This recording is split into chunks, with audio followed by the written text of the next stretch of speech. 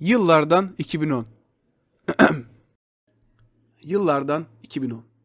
O zamanlar elime geçen her oyunu oynardım. Bir de üstüne beğenirdim. Ama bir seri vardı ki, abi şu an bile hala tüm yeni çıkan oyunlarına direkten balıklama alıyorum. Hani o seviye seviyorum. İşte o oyun serisinin adı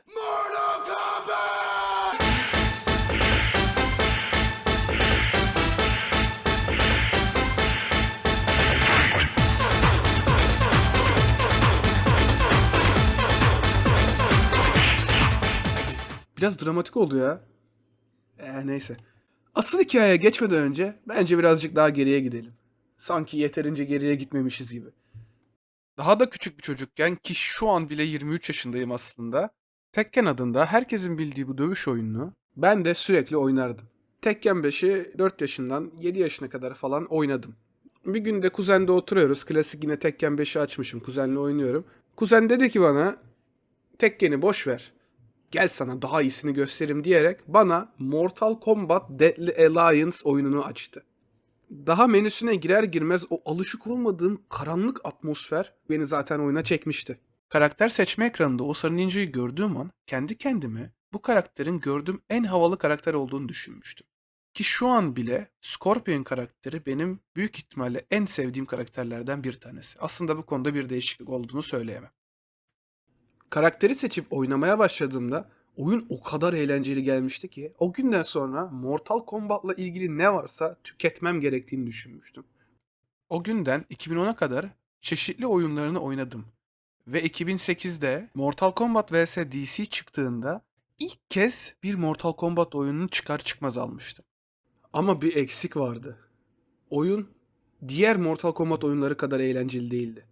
Hatta o dönem yine her boku beğenen ben nedense bu oyundan keyif alamıyordum. Ama PS3'teki tek Mortal Kombat oyunu o olduğundan aslında yapacak da bir şey yoktu. Sıkıla sıkıla oynuyorduk öyle. Kendi kendime bu konsolda eskisi gibi o kalitede oyun gelse de oynasam diyordum. Sonra işte bir gün YouTube'da takılıyorum. Öyle ana sayfada geziniyorken bir anda o fragmanı gördüm. Our story has ended. Centuries of battle, meaningless.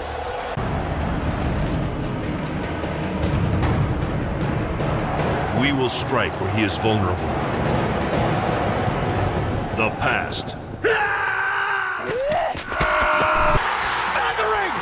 Just staggering! Abartmıyorum. Ömrü hayatımda ben hiç o kadar heyecanlanmamıştım. En azından o yaşa kadar. Ki hala da o kadar heyecanlandığımı hatırlamıyorum. Hatta biraz abartı gelecek ama şöyle anlatayım. O kadar kafayı yemiştim ki o gün anneannem bizi ziyarete geldiğinde fragmanı ona bile göstermiştim. Büyük ihtimalle şu tarz bir tepki verdi. Holy God, what are you showing me? Come on! Neyse ama anneanneme travmayı yaşattığım hikayeyi anlattığıma göre asıl konuya dönebiliriz. O fragmandan sonra Mortal Kombat 9 ile ilgili neredeyse her şeyi takip etmeye başladım. Hatta şöyle söyleyeyim, YouTube'a girdiğimde genelde ilk yazdığım şey hep Mortal Kombat 9 oluyordu. Çıkan her videosunu teker teker izliyordum ve her gün yeni bir şey çıkmış mı diye bakıyordum. Ve bu olay bir süre böyle devam etti. Sonra öyle bir gün PS Store'dan oyun bakıyorum ne var ne yok diye. Bir baktım Mortal Kombat Demo isimli bir oyuna rastladım. Daha oyunun çıkmasına birkaç ay vardı.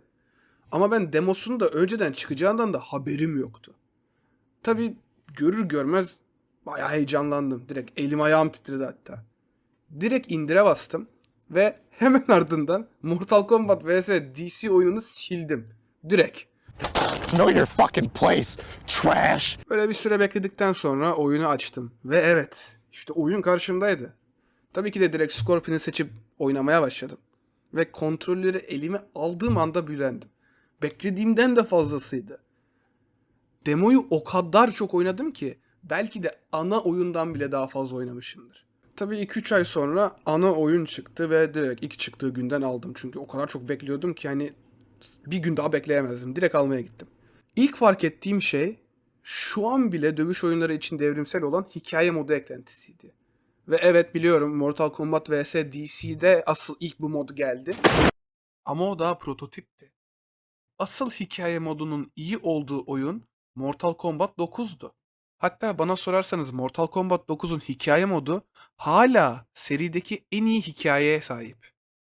Uzun lafın kısası ben bu oyunu en azından Mortal Kombat X çıkana kadar sömürdüm. İçindeki her modu dibine kadar oynadım.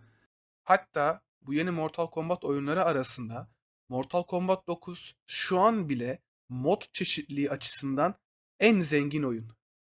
İçinde normal story modu, 2 vs 2'si, 1 vs 1, challenge tower'lar, test your might, test your sight, test your luck ve serinin olmazsa olmazı crypt modu ile çocukluğumda da şu anda da saatlerimi harcayabiliyorum. Hatta şunu söyleyeyim. PS Vita versiyonunda Fruit Ninja modu bile var. Hani öyle bir içerik doluluğu. Şu an hiçbir Mortal Kombat oyununda bu kadar içerik doluluğu yok. Yeni çıkan Mortal Kombat 1'de bile içerik anlamında bayağı bir eksiklik var.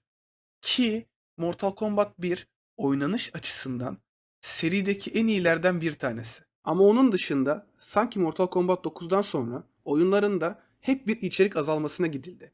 Hatta son oyunda artık alınabilecek skinler bile parayla satılmaya başladı. Tabi bu tip durumlar genel tüm oyuncuların da tepkisini çekti. O yüzden Mortal Kombat 1 satışları ciddi anlamda düşüşe geçti. Tabi Mortal Kombat gibi dövüş oyunları online modda başka oyuncularla dövüşmek üzerine daha çok kurulmuş oyunlar. Ama bence bu tarz oyunların da single player tarafında yine de birkaç çeşitlilik yapması lazım ki sürekli aynı şeyi yapıyormuş gibi hissetmeyelim. Ne yazık ki ama Mortal Kombat 9'dan sonra bu single player eklentiler yavaş yavaş azalmaya başladı. Gerçekten bayağı üzücü aslında. Bu kadar köklü ve benim için de bu kadar önemli olan bir serinin bu hale düşmesi gerçekten üzücü. Belki de zamanında Mortal Kombat 9 ile kendini kurtarmış olan bu seri şu an sıkıntılı bir dönemde. Umarım ileride bu seri eski haline döner de bana da fanlarına da yine çok güzel bir deneyim yaşatır. İzlediğiniz için teşekkür ederim. Bir dahaki videoda görüşmek üzere. Hoşça kalın.